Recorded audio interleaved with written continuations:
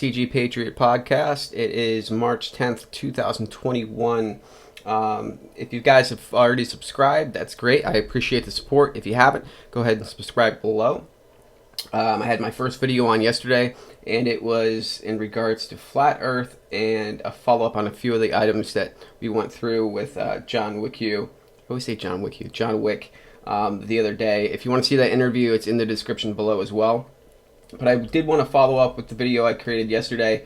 It's interesting because that video apparently got fact-checked. So, not too sure what they're trying to hide here, but we know as a community that when you fact-check, that you're pretty much over the target, right? So, I want to show you the actual tag they put on from Wikipedia in the context over here. I've got a bigger version I can share with you. So YouTube says that Wikipedia says that the flat Earth model is an archaic concept of Earth's shape as a plane or disc. Okay, so it looks like they don't want you to see anything, guys. Right? We know in our community, in the 17 community, is that when they decide to fact check us, that we're over the target. We all know that. So I'm going to go ahead and hit back with a few more videos today that I found. I've got a ton, but I want to share a few clips with you today. And then later on today, I'm going to go ahead and have another video in regards to like the news today. I haven't gone on Twitter really at all. I'm going to check out what's going on today. I'm going to check out the Gateway Pundit, Zero Hedge, and a few of the influencers that I watch right now, like Charlie Ward, Patriot Street Fighter, Robert David Steele, Dr. Charlie Ward, Simon Parks, a bunch of these folks. And every day I watch, the And We Know channel, Santa Surfing, and of course X22 Report. So they got some great stuff. So let's take a look. Let's dive in here, and then we'll take a look at the videos I want to show you today. It's going to be a quick, short episode here. So I'm going to start with. He was going to prove to her that the world was round. The globe.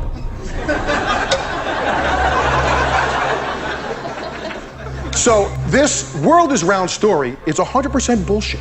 It's total fiction. Yet how did our grandparents learn this? We learned this. Our grandchildren are probably going to learn this. How come? Because history is pop culture. And that dude who jumped out of a perfectly good balloon, what's his name? Felix Baumgartner, edge of space jump. But the honesty of it would greatly diminish what I think people thought he was actually doing. And not only that, they made sure to photograph him standing there with a really wide-angle lens, which curves horizontal lines. You notice how there's a Freudian slip there. Wide-angle lens that curves horizontal lines. It's the same thing they do when they're going up to altitude and they want to show, or they want to illustrate that the world is around. Okay, so I'm going to go on to this next one here. It starts off really well. I'm going to probably cut it a little bit halfway through, but there's some great stuff in this. Check it out.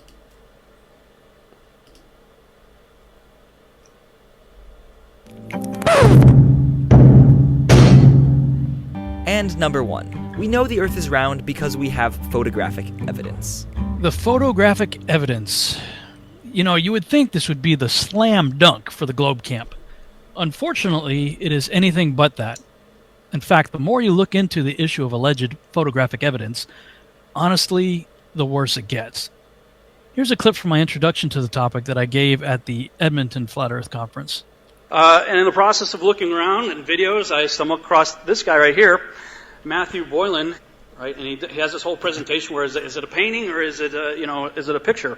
And along those lines, I started to think about that. And the thing that all of these photographs have in common is that they are all artwork. And take a look at that, the top two especially. That's not a photograph of wine glasses and bottles of wine. That's a painting. So he goes on to explain that these are photorealistic paintings, and then explains that how hard would it be to replicate or to create the Earth, and then further in this video, you can see that a lot of these a lot of these galaxies and pretty much all the galaxies, all these black holes. I mean, all of the things that we associate with the universe are all created in CGI format, and they're all photorealistic. And that they actually have, NASA hires a huge team of conceptual artists and also visual effects teams, so they can come up with these. And this explains it here when they don't actually show the true picture, but they show an interpretation of that based upon the data that they receive. So let's take a look. Visualization scientist, I basically try to come up with ways of explaining complex science stories through the visuals and developing artwork and illustrations that actually can help explain the science story to people.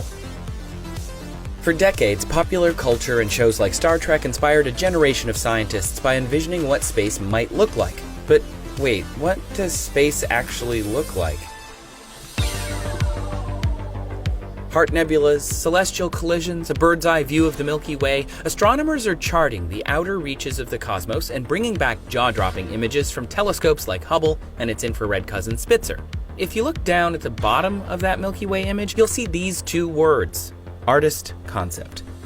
This sweeping image of the Orion Nebula actually looks like this. And the TRAPPIST-1 star system, the latest discovery of 7 potentially habitable exoplanets that made national headlines, it's really only a box of gray and white pixels. You see, space art is part of NASA, and it has been since before we went to the moon. So as you can see, they don't really have these true, beautiful 4K images of what we see in, on TV, in the books, and everything that we're taught and MK Ultra into. It's just these small little data points, right? So, they interpret this into this beautiful, these beautiful galaxies, right? And this is just a pixelated image. That's it. They take this information and then use these data points and create a visualization that could or could not be the real thing. So I'm going to leave it up to you guys to decide. This next one is Encyclopedia. It's a 1958 encyclopedia, and it looks as though, and you guys know this as well, that the Rockefeller group took over pretty much all of our education in the early 1900s, and they rewrote all of our books.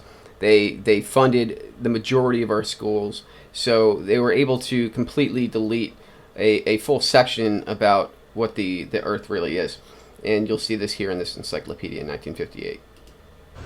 Okay, you guys remember how I showed you the maps that were here on Earth before 1958, before the governments took them out? And I'm going to show you the Encyclopedia Britannicas in the public libraries before 1958. Here's volume 2 out of the alphabet A. And we're going to flip to the Antarctica, and this is from 1958, as you can see. Now, we're going to flip to the Antarctica and see what the Encyclopedia Britannica from 1958, before the Antarctic Treaty, says is there.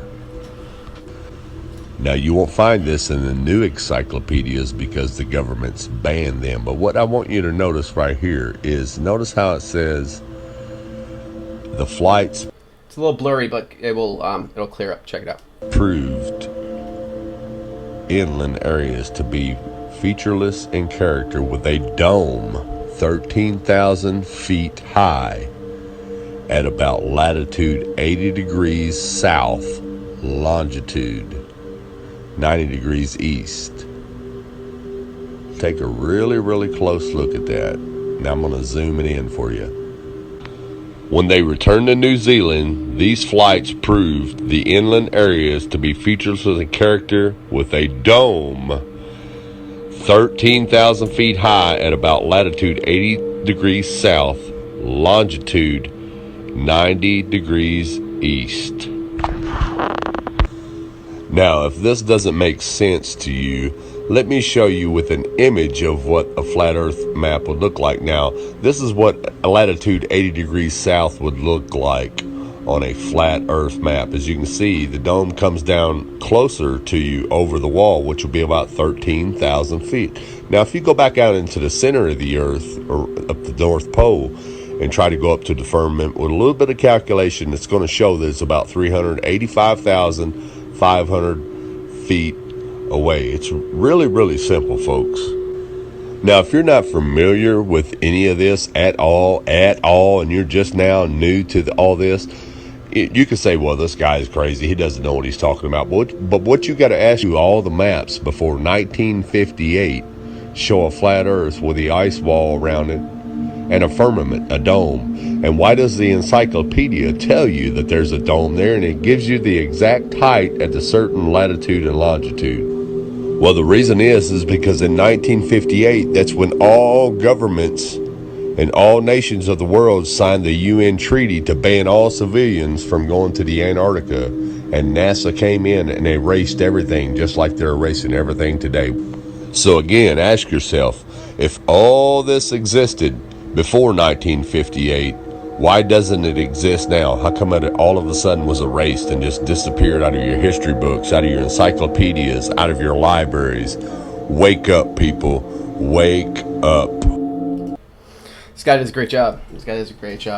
Explaining it, and he's super funny too. All right, so we've also got a couple more videos I wanted to check out here with you today. Let me go ahead and pull these over. So this video is pretty crazy. So this actually is part. I'll let it explain itself. Check this out.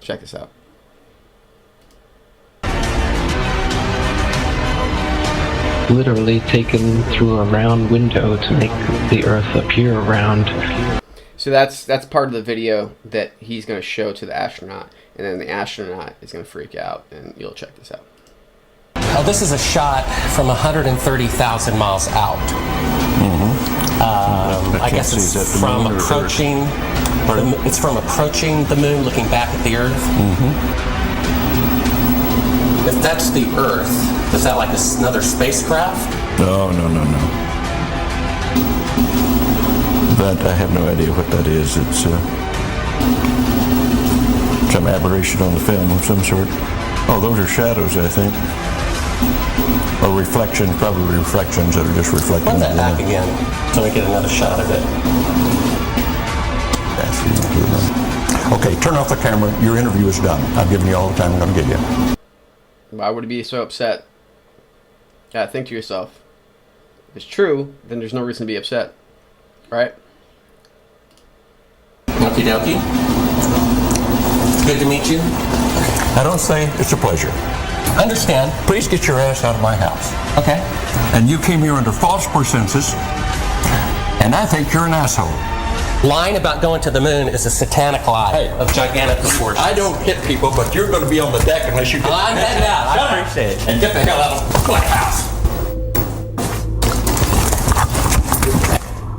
You'll get a gun and shoot them at them before they get out of the... So this guy accidentally leaves his microphone behind, and what you're about to hear is those guys in the house talking about taking this guy out. Watch this. I'm going to rewind it just a little bit.